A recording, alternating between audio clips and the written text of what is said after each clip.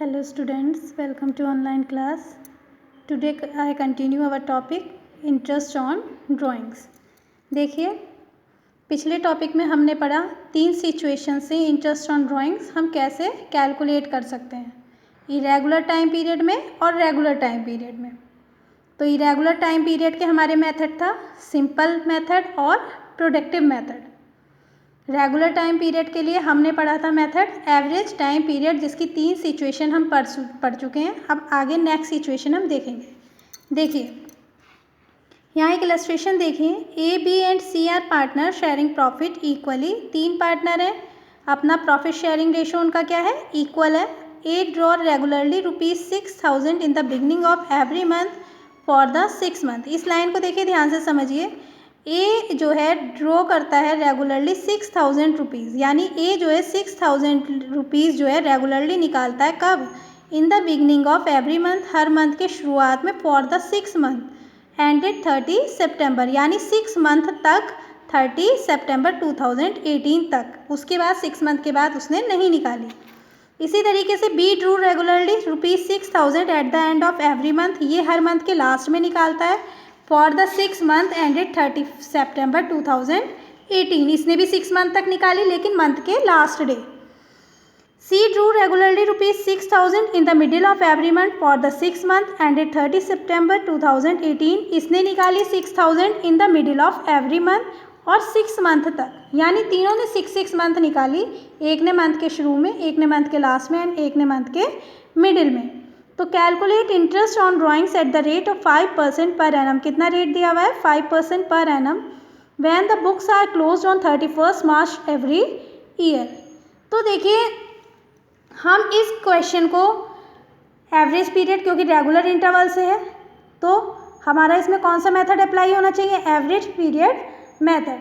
लेकिन हम चाहें तो रेगुलर वाले को इरेगुलर तरीके से, जो इरेगुलर वाला मेथड है हमारा प्रोडक्टिव मेथड, उससे भी सॉल्व कर सकते हैं। तो यहाँ पे इन्होंने क्वेश्चन को दोनों ही मेथड से सॉल्व करके दिखाया है। फर्स्टली देखिए ये इरेगुलर वाले तरीके से कर रहे हैं, प्रोडक्टिव मेथड से। इंटरेस्ट ऑन ड्राइंग्स बाय ए ने कैसे कैसे निकाली है, हर मंथ के शुरू में निकाली। तो 1 अप्रैल को 6000, फिर 1 मई को 6000, 1 जून को 6000, हमने 6 मंथ तक लिख ली, उसने 6,000 निकाली। इट मीन्स टोटल अमाउंट उसने निकाला है 36,000। तो फर्स्ट मंथ के बाद कितने मंथ बचे, कितने मंथ यूज़ किए हमने इस ड्राइंग्स को, 12 मंथ्स। इस ड्राइंग्स को 11 मंथ, इसे 10, इसे 9, इसे 8 एंड इसे 7। और प्रोडक्टिव मेथड में क्या करते हैं, अमाउंट मल्टीप्लाइड बाय मंथ्स। तो ये अमाउंट आ गई हमारी, यहाँ टोटल अमाउंट आ गई। अब इसका हमारा फॉर्मूला क्या था, total amount multiply by rate into 1/12। तो हमारा कैलकुलेट हो गया 1425 ए का इंटरेस्ट ऑन ड्राइंग्स। अब यदि इसे हम करना चाहते एवरेज पीरियड मेथड से तो क्या होता, तो देखिए उसका फॉर्मूला, इसके लिए हमें एवरेज टाइम निकालना होगा। एवरेज टाइम निकालने के लिए हमें क्या करना होता है, फर्स्ट मंथ के बाद कितना समय बचा। तो फर्स्ट बार कब निकाली थी उसने, 1 अप्रैल को। 1 अप्रैल के बाद पूरा होल ईयर बचा, यानी 12 मंथ्स। और लास्ट ड्राइंग कब निकाली है, 1 सितंबर को। तो 1 सितंबर के बाद कितने मंथ बचे हैं आपके, 7 मंथ, है ना। सितंबर का मंथ भी तो काउंट होगा क्योंकि फर्स्ट डे निकाल ली सितंबर के। तो सितंबर, अक्टूबर, नवंबर, दिसंबर, जनवरी, फरवरी और मार्च, तो 7 मंथ। तो एवरेज पीरियड इसका क्या हो जाएगा, 12 + 7 डिवाइडेड बाय 2, यानी कि हमारा 9.5 मंथ। समझ में आया।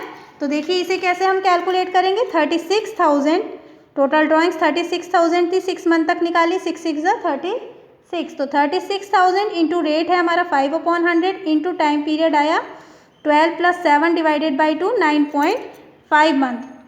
तो 9.5 डिवाइड बाई 12, तो ये आ गया 1425। समझ में आया। तो दोनों मेथड से हम इसे कैलकुलेट कर सकते हैं। इसी तरीके से इंटरेस्ट ऑन ड्राइंग देखिए बी की, इन्होंने कब निकाली, last day of the month. तो इसका टाइम पीरियड हमारा क्या होगा, जब इन्होंने निकाली पहली वाली ड्राइंग 30 अप्रैल, 30 अप्रैल के बाद कितना टाइम पीरियड बचा, 11 मंथ्स। और लास्ट वाली ड्राइंग 30 सितंबर, इसके बाद कितना टाइम पीरियड बचा, 6 मंथ। तो 11 + 6 क्या हो गया, 17, 17 डिवाइड बाई 2, यानी 8.5 मंथ। समझ में आया कैलकुलेट करने का तरीका। इसी तरीके से थर्ड वाला देखिए, सी की इंटरेस्ट ऑन ड्राइंग, इसका क्या हो जाएगा, उसने पहले निकाली 15 अप्रैल को, इसके बाद कितने मंथ बचे, 15 डेज तो बचे हमारे अप्रैल के, प्लस 11 मंथ्स यानी 11.5 मंथ्स। लास्ट में निकाली 15 सितंबर को, देन 6.5 मंथ्स, दोनों को ऐड कर लीजिए। 18 डिवाइडेड बाई 2, 9 मंथ्स यहाँ आपके आ गए। तो 9 मंथ का इंटरेस्ट यहाँ हमारा कैलकुलेट होगा। ये तो था हमारा पिछली जो हमने 3 सिचुएशन पढ़ी उसके अकॉर्डिंग। अब हमारी इसके बाद आती है situation 4। If fix amount is withdrawn in the beginning of each quarter. Quarter means आप जानते हैं किसी भी चीज़ के 4 इक्वल पार्ट्स करना। तो यहाँ क्वार्टर किसका हो रहा है, ईयर का। टोटल ईयर में कितने मंथ्स होते हैं, 12 मंथ्स।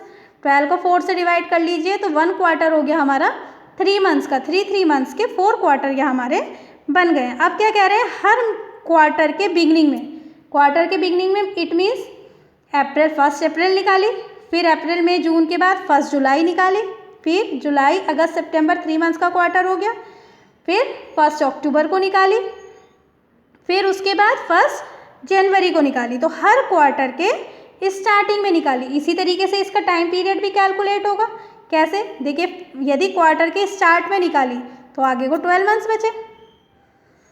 अब लास्ट वाली ड्राइंग्स कब निकाली होगी, 4th इंस्टॉलमेंट इन्होंने कब निकाली होगी, 1 जनवरी को, क्वार्टर के फर्स्ट में। तो 1 जनवरी को, जनवरी के बाद कितने मंथ बने, जनवरी फरवरी मार्च, 3 मंथ्स। तो 12 + 3 15, 15 डिवाइडेड बाय 2, ये हो जाएगा हमारा 7.5 मंथ। देखिए 12 + 3 15 डिवाइडेड बाई 2, 7.5 मंथ। तो यदि बिगनिंग इन द क्वार्टर है देन हमारा टाइम पीरियड कैलकुलेट होगा 7.5 मंथ का। अब मिडिल में है, यदि in the middle of each quarter then time period 6/12 and at the end of each quarter है देन 4.5 मंथ। तो ये हमारी 3 सिचुएशन यहाँ आई हैं। इस सिचुएशन के बेसिस पे आपका ये वाला क्वेश्चन है, कर सकते हैं। नेक्स्ट देखिए, अभी एक और सिचुएशन आती है। If fix amount is withdrawn during 6 month, 6 month के जो है अंतराल में हम यदि निकालें तो इन the beginning of each month, तो क्या हो जाएगा हमारा रेट 3.5 मंथ।